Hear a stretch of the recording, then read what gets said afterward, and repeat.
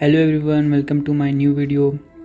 तो ये वीडियो फिर से the power of subconscious mind पे ही है। तो आज हम आगे के कुछ टॉपिक्स पे बात करेंगे जो इस बुक में दिए हैं, और होप करता हूँ आपको पहली वीडियो पसंद आई होगी। अगर आपने अभी तक नहीं देखी है तो जाके देखिए। अब ऑथर एक डॉक्टर के बारे में बता रहे हैं जिसका नाम डॉक्टर एस्टेल था।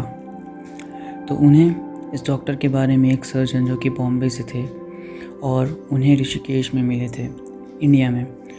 तो वो सर्जन ऑथर को बताते हैं कि जो डॉक्टर एस्टेल थे उनके पास जितने भी पेशेंट्स आते थे उसमें से ज़्यादातर पेशेंट्स ऐसे होते थे जो कि नहीं मरते थे और बहुत अच्छे होके ही जाते थे वापस। इसका रीज़न जब पूछा गया कि क्यों ऐसा होता था, और डॉक्टर के कंपैरिजन में सिर्फ डॉक्टर एस्टेल ही ऐसे थे जिनके पास पेशेंट्स के डेथ रेट बहुत कम थे।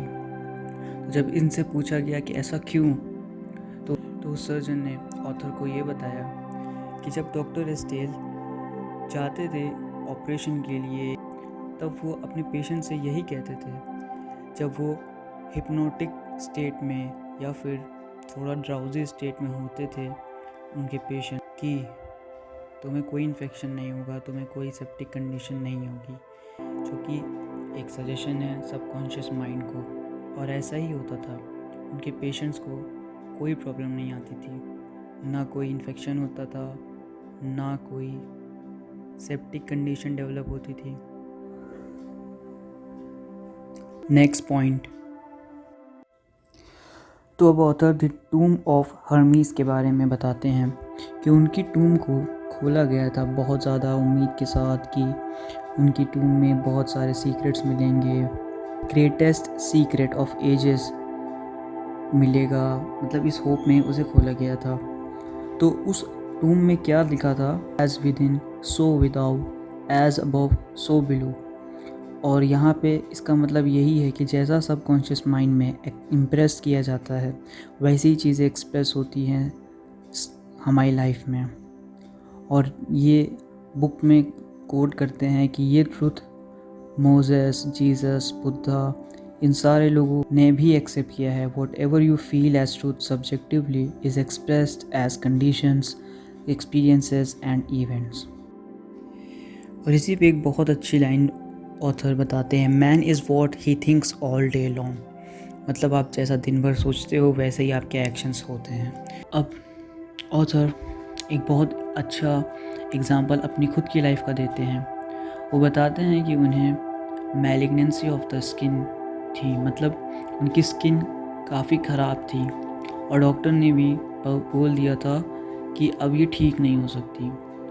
फिर उन्हें एक आदमी मिलता है जिसे बहुत डीप नॉलेज होती है साइकोलॉजी की, और वो उन्हें ये बात समझाता है कि हमारी बॉडी जो है वो एक वॉच की तरह है और हमारा जो सबकॉन्शियस माइंड है वो वॉच मेकर है। तो वॉच मेकर जानता है कि कैसे वॉच को ठीक करते हैं, तो उसी तरह तुम्हारा सबकॉन्शियस माइंड भी जानता है कि तुम्हारी बॉडी को कैसे हील करना है। और जब ये बात ऑथर ने रियलाइज़ की तो वो बताते हैं कि उन्होंने किस तरह से प्रेयर की जिसकी वजह से उनकी प्रॉब्लम क्योर्ड हो गई। अब मैं आपको एग्जैक्ट लाइंस बताता हूँ जो वो कहते थे खुद से। My body and all it's organs were created by the infinite intelligence in my subconscious mind. It knows how to heal me. Its wisdom fashioned all my organs, tissues, muscles, and bone.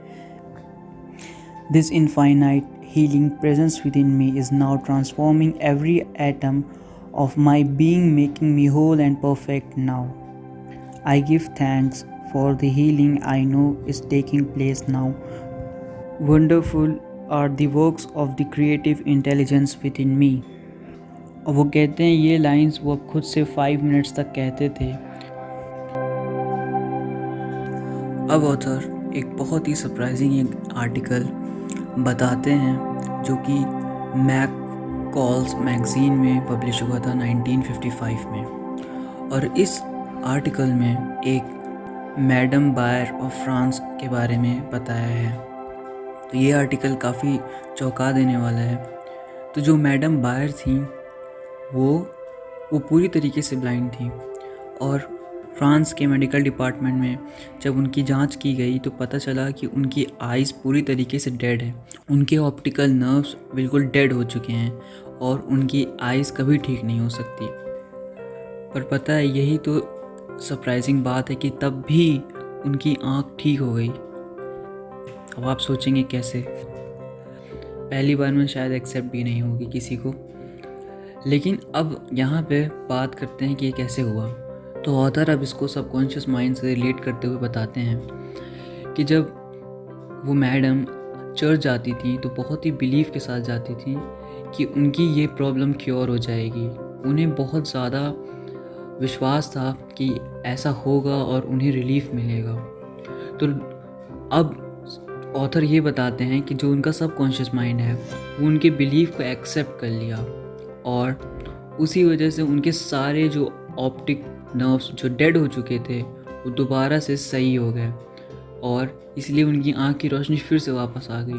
तो यहाँ से हम फिर से एक बात जानते हैं कि जो हमारा सबकॉन्शियस माइंड है वो कितना पावरफुल है और उसकी हीलिंग पावर कितनी ज़्यादा इनॉर्मस है और कितनी ज़्यादा सरप्राइजिंग है। तो जैसे हम पावर ऑफ हीलिंग की बात कर रहे थे सबकॉन्शियस माइंड की, तो अब हम इसी टॉपिक पे आगे बढ़ते हैं और कुछ और बहुत ही सरप्राइजिंग एग्जांपल्स की बात करते हैं। तो अब मैं आपको एक और एग्जांपल देने जा रहा हूँ जो कि इस बुक में दिया है। अब वो तो एक पैरालाइज इंसान की बात कर रहे हैं जो कि बिल्कुल भी चल नहीं पाता था। वो बहुत ज़्यादा परेशान था, तो वो ऑथर से मिला कहीं पे। तो ऑथर ने उसको एक सजेशन दिया कि तुम अपने सबकॉन्शियस माइंड को ये बात कन्वे करो कि तुम ठीक हो जाओगे और तुम्हारा बॉडी फंक्शंस बिल्कुल नॉर्मल हो जाएगा।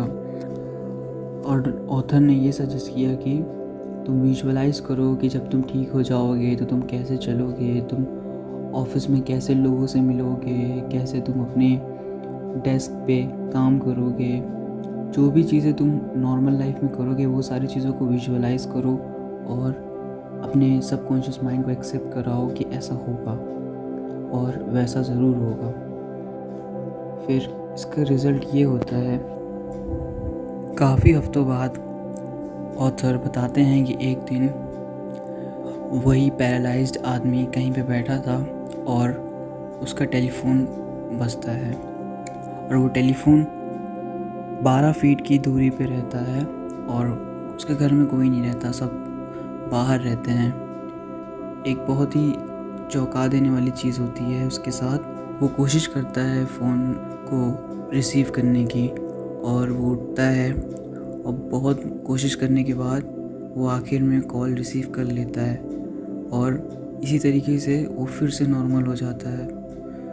अब यहाँ पे ऑथर इस चीज़ को सबकॉन्शियस माइंड से रिलेट करके ये बताते हैं, उसके सबकॉन्शियस माइंड ने जो उसकी मेंटल इमेज थी जो उसने डेवलप की थी सोच कर कि मैं कैसे रहूँगा, आज नॉर्मल होने के बाद कैसी लाइफ जीऊँगा, वो सबकॉन्शियस माइंड ने एक्सेप्ट कर लिया और उसके सारे जो मेंटल ब्लॉक्स थे जो कि प्रिवेंट कर रहे थे इम्पल्सेस को ब्रेन से निकल कर उसके लेग्स में और उसके उस बॉडी पार्ट्स में जाने से, और यही इस पैरालाइज्ड आदमी की मेंटल ब्लॉकेज थी जो सबकॉन्शियस माइंड को पॉजिटिव सजेशन देने की वजह से खुल गई और उसके सारे इम्पल्सेस ब्रेन से उसके बॉडी पार्ट्स में जाने लगे जो कि पैरालाइज थे, जिसकी वजह से वो नॉर्मल हो गया। तो ये वीडियो यहीं एंड करते हैं। अगर आपको अच्छी लगी तो लाइक, शेयर और सब्सक्राइब करें और इस बुक की और वीडियोस आती रहेंगी। मैं पूरी कोशिश करूँगा कि इस बुक को अच्छे से डिस्क्राइब कर सकूँ वीडियो में और इजी लैंग्वेज में आप सबको समझा सकूँ। अगर आप ये सारी चीज़ों को इम्प्लीमेंट कर रहे हैं और नहीं कर रहे हैं तो प्लीज़ करिए और मुझे भी कमेंट में बताइए।